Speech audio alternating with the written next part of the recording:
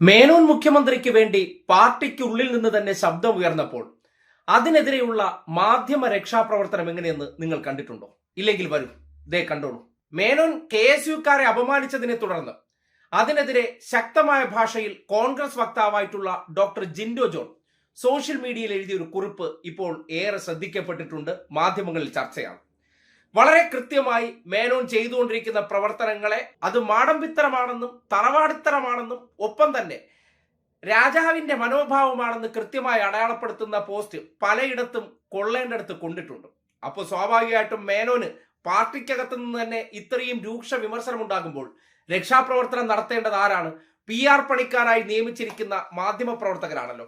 അപ്പോ ആ രക്ഷാപ്രവർത്തനത്തിന് പൊടുന്നനെ ചർച്ച എന്ന പേരിൽ ഇറങ്ങി പുറപ്പെടുമ്പോൾ എന്തായിരുന്നു ആ പോസ്റ്റ് എന്ന് കുറച്ച് നിങ്ങൾ അറിയണം. കാര്യം ഇപ്പോഴത്തെ സാഹചര്യത്തിൽ ജിൻഡോ ജോൺ എന്ന വ്യക്തി എന്ന രാഷ്ട്രീയക്കാരനോട് യോജിപ്പുള്ളതല്ല. പക്ഷേ സാഹചര്യത്തിനനുസരിച്ച് പറഞ്ഞിരിക്കുന്ന വാചകങ്ങൾ അത് യാഥാർത്ഥ്യവുമായി ചേർന്ന് നിൽക്കുന്നതാണ്. അതിൽ ജിൻഡോ ജോൺ പറയുന്നത് ഇങ്ങനെയാണ്: ദ സ്റ്റോളൻ ജനറേഷൻ ഒരു വർഷം മുമ്പ് വായിച്ച ഒരു കോളേജ് മാഗസിനാണ്. 2001-2 കാലഘട്ടത്തിൽ കാലിക്കറ്റ് യൂണിവേഴ്സിറ്റി വിദ്യാർത്ഥി യൂണിയൻ ഒരുക്കിയ നിലപാടുകളുടെ അക്ഷരക്കൂട്ട് പെരിച്ചാഴികൾ എങ്ങനെയാണ് നമ്മുടെ ബോധ്യങ്ങളെ തുരന്നെടുക്കുന്നതെന്ന് ഓർമ്മിപ്പിക്കുന്നുണ്ട്.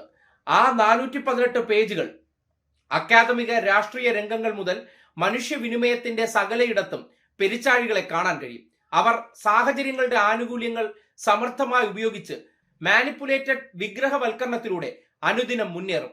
പ്രതിച്ഛായ നിർമ്മിതികളുടെ എളുപ്പത്തിനായി ഏറ്റവും ദുർബലവാദങ്ങളെയും അങ്ങേയറ്റം ദുർബലമായ എതിരാളികളെയും ആക്രമിച്ച് മിടുക്കരാകും. താല്പര്യ പൂർത്തീകരണത്തിനായി സ്പൈറൽ ഗോവാണി കയറുന്നവർക്ക് സെലക്റ്റീവ് ഉത്തരങ്ങൾ മാത്രം വായ്ത്താരിയിട്ട് മിടുക്ക് തുടരാം. ഓർമ്മകൾ പോലും മോഷ്ടിക്കപ്പെടുന്ന മനുഷ്യർക്ക് പ്രതിരോധമുണ്ടാകില്ലല്ലോ. വന്ന വഴികളും കൈപിടിച്ച മനുഷ്യരും വെറും ചവിട്ടുപടികൾ മാത്രം.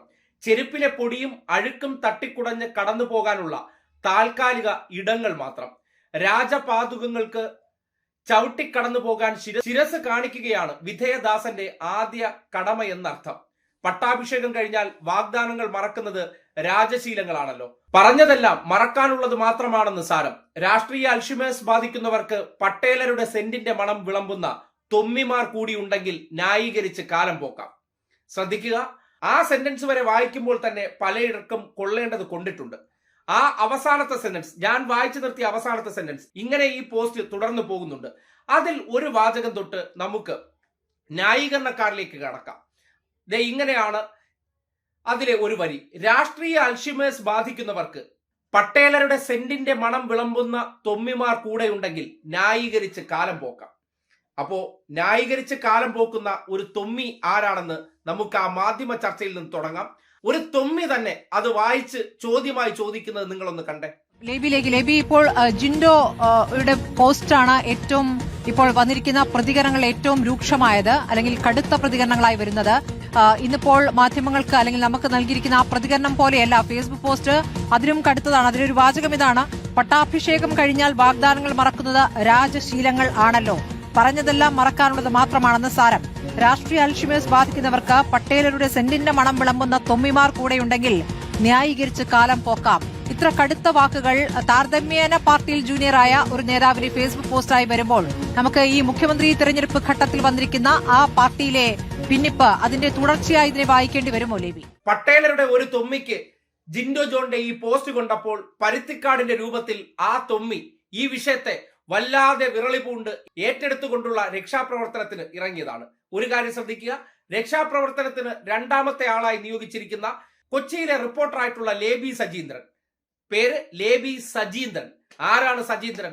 ഇപ്പോൾ കുന്നത്തുനാട് MLA ആയിട്ടുള്ള സജീന്ദ്രന്റെ ഭാര്യയെ കൊണ്ട് ജിൻഡോ ജോണിനെ എറണാകുളത്ത് നിർത്തി കുറ്റം പറയിക്കുന്ന ആ രീതി ഒന്ന് കണ്ടേ.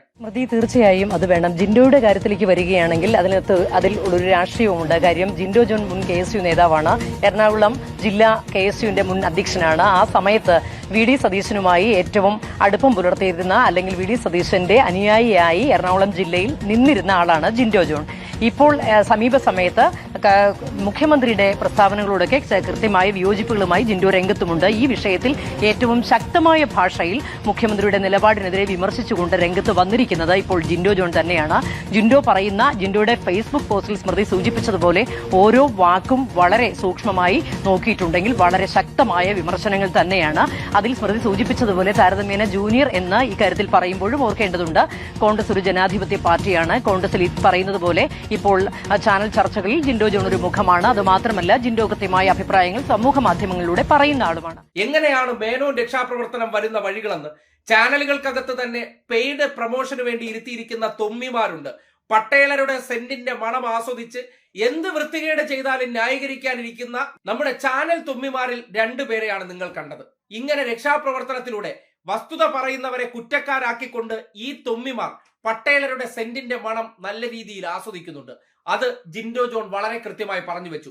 ജിൻഡോ ജോൺ എന്ന വ്യക്തി ചാനൽ ചർച്ചകളിലൊക്കെ പറയുന്ന കള്ളങ്ങളൊക്കെ നിലനിൽക്കെ തന്നെ അയാൾ ഇപ്പോൾ സ്വന്തം രാഷ്ട്രീയ പാർട്ടി അധികാരത്തിലിരിക്കുമ്പോൾ അതിന്റെ മുഖ്യമന്ത്രി തന്നെ താൻ കൂടി ഭാഗമായിരുന്ന KSUവിനെ വെറും പുല്ല് വില കൽപ്പിച്ച് അല്ലെങ്കിൽ വെറും പട്ടി വില കൽപ്പിച്ചുള്ള മറുപടി പറഞ്ഞതിൽ പ്രകോപിതനായിട്ടാണ് ഇങ്ങനെ ഒരു പോസ്റ്റ് ഇട്ടിരിക്കുന്നത്. ഇങ്ങനെയുള്ള ചില പ്രതികരണങ്ങളെങ്കിലും അതിനകത്ത് നിന്ന് ഉയർന്നില്ലെങ്കിൽ പട്ടേലർ അധികാരം കിട്ടിയതിനു ശേഷം സ്വയം ഒരു തമ്പ്രാൻ ചമഞ്ഞ് നടത്തുന്ന ഏകപക്ഷീയമായിട്ടുള്ള നീക്കങ്ങളെ തടയാൻ ആർക്കും കഴിയില്ല. അങ്ങനെ പാളയത്തിനകത്തു നിന്ന് തന്നെ മേനോൻ തമ്പ്രാന് പടയൊരുക്കമുണ്ടാകുമ്പോൾ അതിന് രക്ഷാപ്രവർത്തനത്തിന് വേണ്ടി നിയോഗിച്ചിരിക്കുന്ന മാധ്യമ തൊമ്മിമാരെയാണ് നിങ്ങൾ കണ്ടത്. ഇങ്ങനെയൊക്കെയാണ് നമ്മുടെ നാട്ടിൽ ചില കാപട്യങ്ങളെ ന്യായീകരിക്കപ്പെടുന്നത്. വെറുതെ അല്ല, അതിനൊക്കെ കാണേണ്ട രീതിയിൽ കാണുന്നുണ്ട് എന്നുള്ളതാണ് യാഥാർത്ഥ്യം.